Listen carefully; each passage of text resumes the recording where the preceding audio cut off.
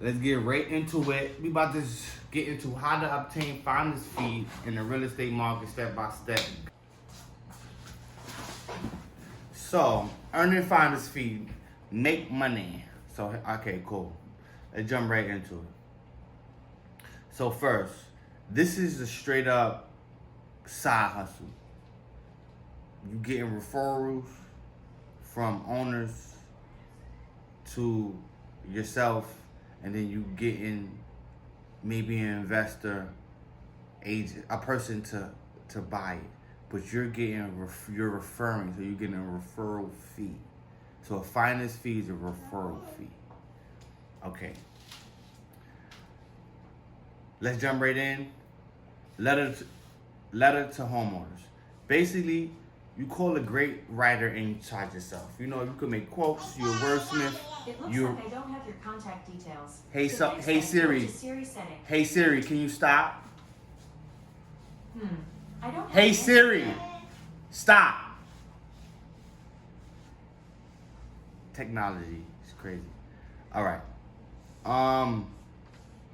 You can write up this yourself. Basically, what you're trying to do is write letters to homeowners. If you scour your neighborhood, you see all these homes. You could write letters. You're writing letters to this, to the neighborhood. A general letter. So basically, this is, it would say something like this: selling your home? Are your bills too overwhelming? Want to sell fast? Hey, my name is Patrick, and I'm a consultant from a local real estate buyers that are now willing to pay for your home as is. If interested, blah blah blah. Call this number by today. Straight to the point. These people want to sell. These people are scared to sometimes deal with other entities. So sometimes you gotta go right to them, drop these letters off to these homes. Ready for the next step. You know, you gotta be creative with it, figure it out, walk the street, drive around, hit locations by locations each weekend, do it on your off time, but you gotta drop the letters at the houses. Now, what's the next thing? You got a single buyer. Of course, you could go to real estate places, the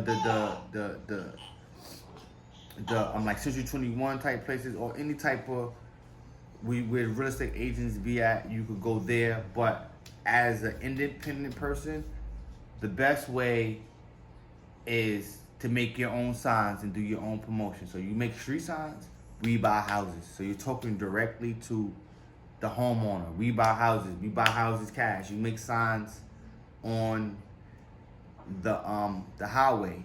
You're talking to the people who want to invest.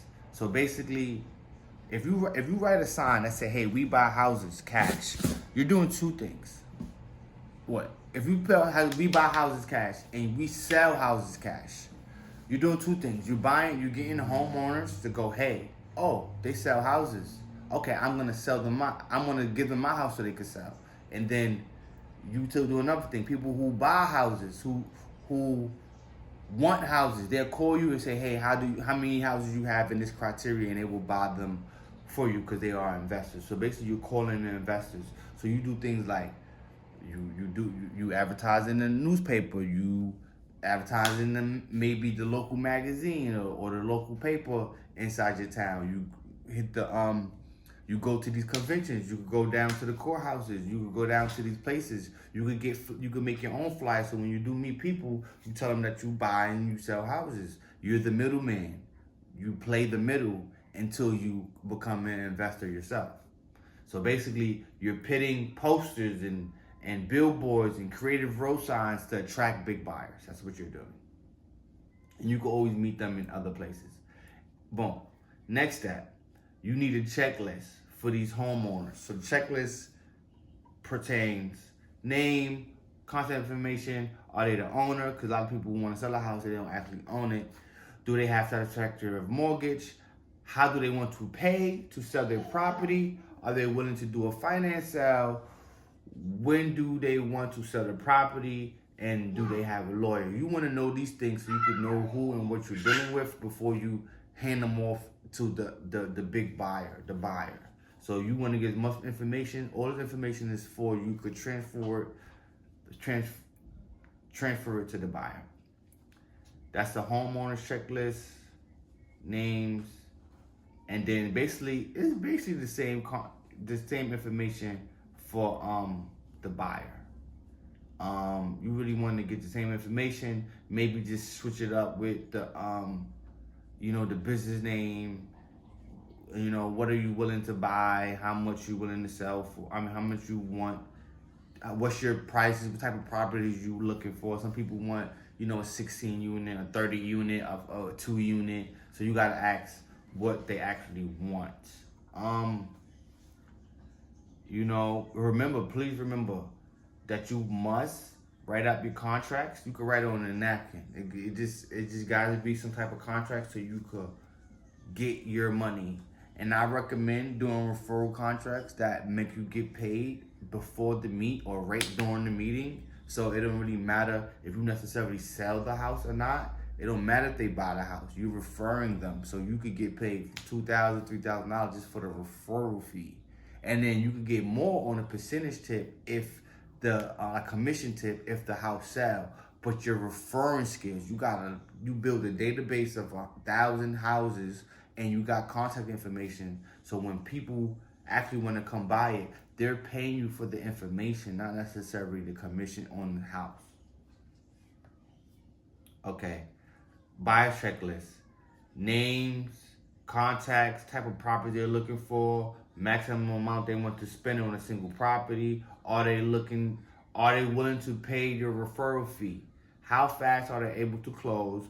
Are they working with a lawyer? Most likely they are. Are they able to pay cash? Are they willing to do finance sales? Basically you want to know if they probably sometimes they already have mortgage brokers and they already got close relationship with mortgage brokers, banks, or whatever to get the mortgage so they could buy the house anyway. So they already got a lot of things in play because they probably been doing it for a long time. So usually before you want to share your client to a new investor, you will make them sign the contract. You get anywhere from 3%, 5%, 8%, 15% is really what you want, because this is really, you really do it. Which, of course, you can't be greedy, 50%, but it's more 50% of the asking. But you could really give your own money. You could say, I want $5,000 for this property, for this information. It's information. You can scale it how you want, depending on your comfortability.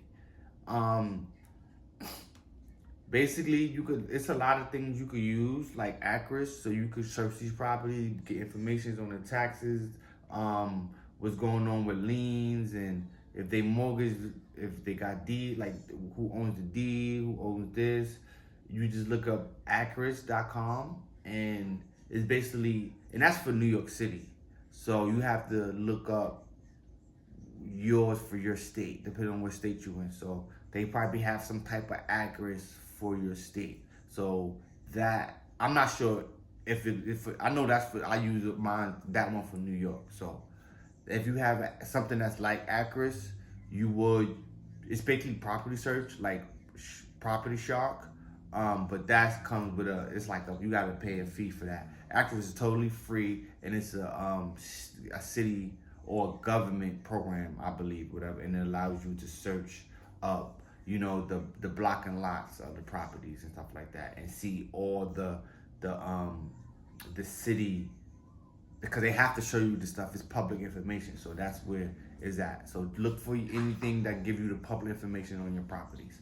Mine's is Acris, so look for what state, and that's for New York. So look at what state that's for you, to get Acris. And make sure that everything that you do is on paper, and you want to make sure that you